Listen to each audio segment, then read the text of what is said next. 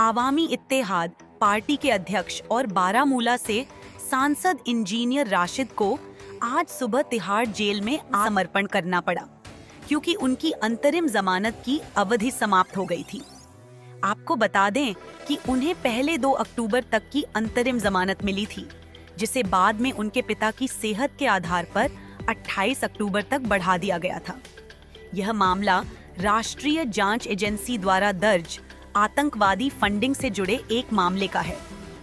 फिलहाल दिल्ली के Patiala house court ने उनकी नियमित जमानत याचिका पर आदेश को फिर से 19 नवंबर तक के लिए टाल दिया है, जिसका मतलब है कि उन्हें तब तक जेल में रहना होगा।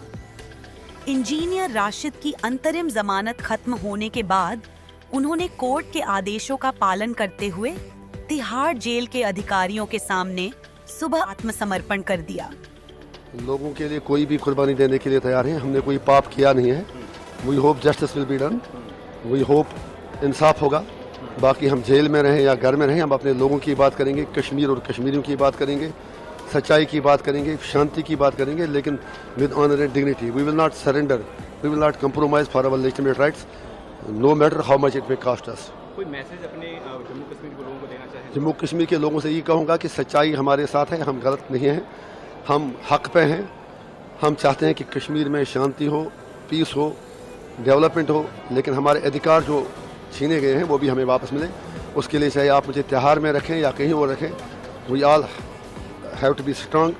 मैं हिम्मत नहीं हारनी है, जेल मुझे झुका नहीं सकती। मुख्यमंत्री उमर अब्दुल्ला सभी केंद्रीय मंत्रियों से मिले, लेकिन वो एजेंडा नहीं बताया। इस पर सर क्या कुछ कहना चाहेंगे? वो हमने उमर साहब से कल कहा कि उनका मिलना अच्छी बात है, उन्हें प्राइम मिनिस्टर साहब से मिलना है, होम मिनिस्टर साहब से मिलना है, दैट इज़ राइट, उसका प्रोगेटिव है, उसको काम करना है।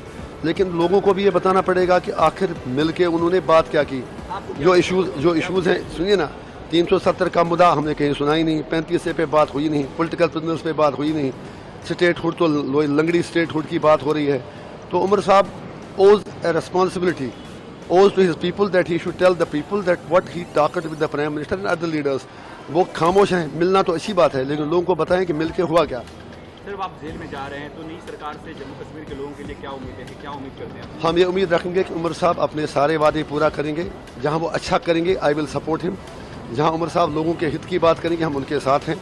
और जहाँ मैं लगेगा कि वो कश्मीरियों के हितों के खिलाफ जा रहे हैं, जो लग रहा है फिलहाल कि वो पॉलिटिकल इशूज़ पर बात ही नहीं कर रहे हैं, वहाँ हम टूथ एंड नेल रजिस्ट करेंगे, पॉलिटिकली रजिस्ट करेंगे, डेमोक्रेटिकली रजिस्ट करेंगे। अपने समर्थकों को क्या कहेंगे? अपने मेरे समर्थक कोई नहीं, सारा कश्मीर मेरा डोमेन है। मैं सबके लिए बात करता हूँ।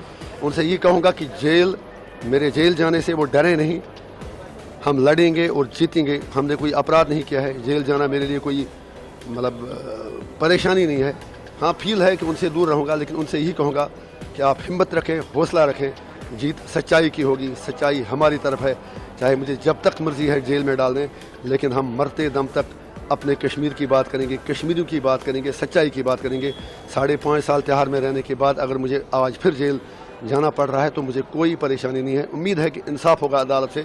आज हमारी रेगुलर बेल की भी सुनवाई है, लेकिन अगर खुदा न खास्ता कुछ और भी फैसला आता है तो हम इंसाफ की लड़ाई इंशाल्लाह लड़ेंगे।